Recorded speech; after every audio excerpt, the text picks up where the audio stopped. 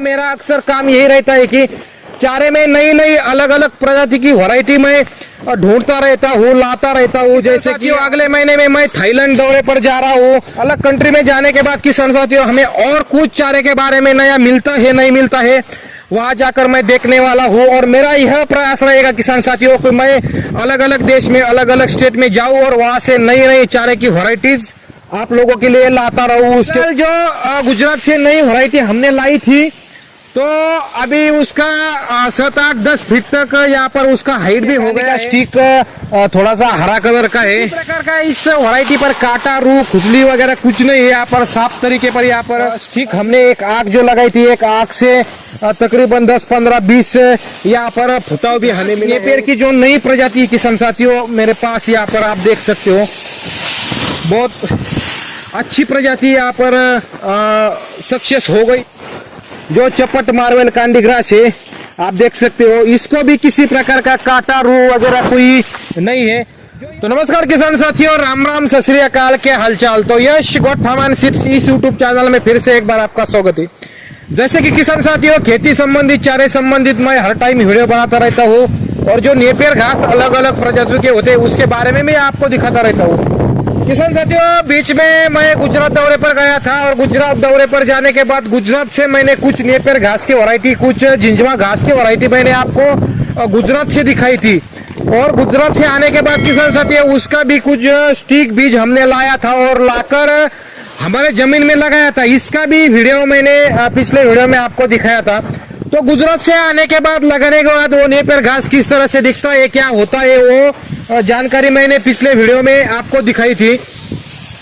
तो फिलहाल जो गुजरात से नई वैरायटी हमने लाई थी, तो अभी उसका 7-8-10 फीट तक यहाँ पर उसका हाइट भी हो गया है। और उसका जो स्टिक होता है, कांडी होता है, आप देख सकते हो उसका स्टिक कांडी भी यहाँ पर तैयार हो चुका है। इसके कांडी का स्टिक थोड़ा सा हरा कलर का है। और बात की जाए किसान साथियों तो ये अलग ही थोड़ी सी वैरायटी है और किसी प्रकार का इस वैरायटी पर काटा, रू, खुजली वगैरह कुछ नहीं है। यहाँ पर साफ तरीके पर यहाँ पर दिख रहा है किसान साथियों, आप देख सकते हो।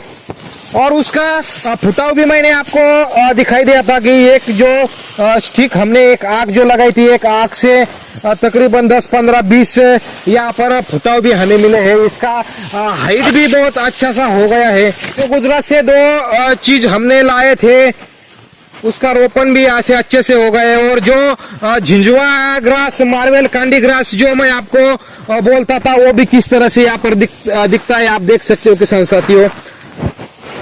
जो चपट मार्वेल कांडी ग्रास है आप देख सकते हो, इसको भी किसी प्रकार का काटा, रू वगैरह कोई नहीं है। जो एक झिंझवा का जो स्टिक हमने एक लगाया था आप देख सकते हो, उसको भी बहुत सारे यहाँ पर फुटाव आपको दिखाई देते होंगे, एकदम हरा है। अभी फिलहाल किसान साथियों इसके ऊपर झंडा, बाली जो हम बोलते हैं वो आ गई है।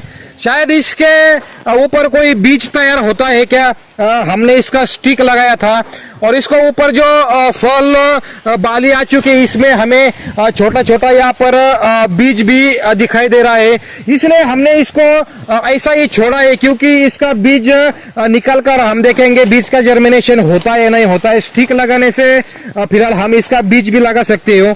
और क्या होता है किसान साथियों, झंडा है, ये जो बाली है, तो ये हर चीज को आपको मिलेगी, सारे नेपियर घास को आती है और वो किस तरह से होती है, क्या नहीं होती है, वो सारे अलग अलग वीडियो में मैंने आपको दिखाई दी। जैसे वैसे ही इस जो मार्वेल कांडी ग्रास है, झिंझवा कांडी ग्रास है, ये चपट वाला, इसको भी यहाँ पर थोड़ा सा फूल बालियां आ चुके हैं।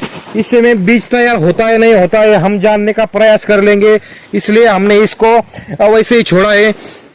जो नेपियर की घास, नेपियर की जो नई प्रजाति किसान साथियों मेरे पास यहाँ पर आप देख सकते हो, बहुत अच्छी प्रजाति यहाँ पर सक्सेस हो गई है। फिलहाल इसे लगाने के बाद सारी चीजें हमने इसके देखी है। इसके ऊपर अभी तक कोई काटा, रू, खुजली हमें नहीं देखने को मिली है।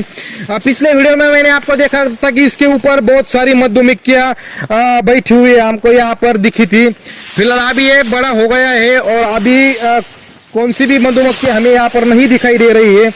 फिलहाल इसका प्रोटीन कंटेंट रिपोर्ट हमें चेक करना है कि इस नई वैरायटी में कितना प्रोटीन है, कितना फाइबर है, कितना क्या क्या जो भी होता है सभी हम इसका प्रोटीन रिपोर्ट चेक करने का प्रयास यहाँ पर करेंगे। फिलहाल इसका स्टिक तैयार हो गया है और बहुत सारे किसानों ने हमसे बोला था कि इसका स्टिक हमें मिलेगा का नहीं मिलेगा। तो किसी किसान साथियों को इसका स्टिक चाहिए होगा, ये गुजरात से नहीं हमने वैरायटी लाई है, वो हमारे पास आ सकते हैं, इसका जांच पड़ताल कर सकते हैं, खुद अपने आंख से देख सकते हैं और तभी खरीद सकते हैं किसान साथियों।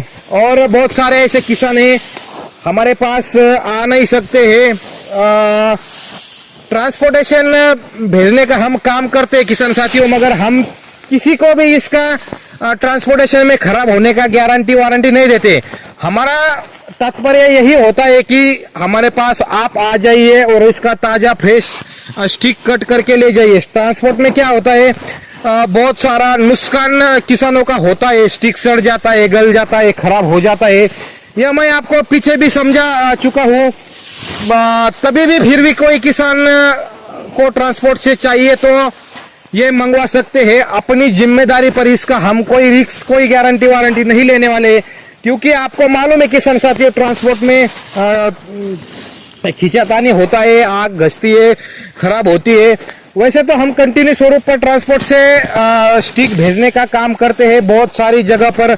ऑल ओवर इंडिया में इसका स्टिक सारे नेपियर घास का स्टिक सक्सेसफुली हो गया है।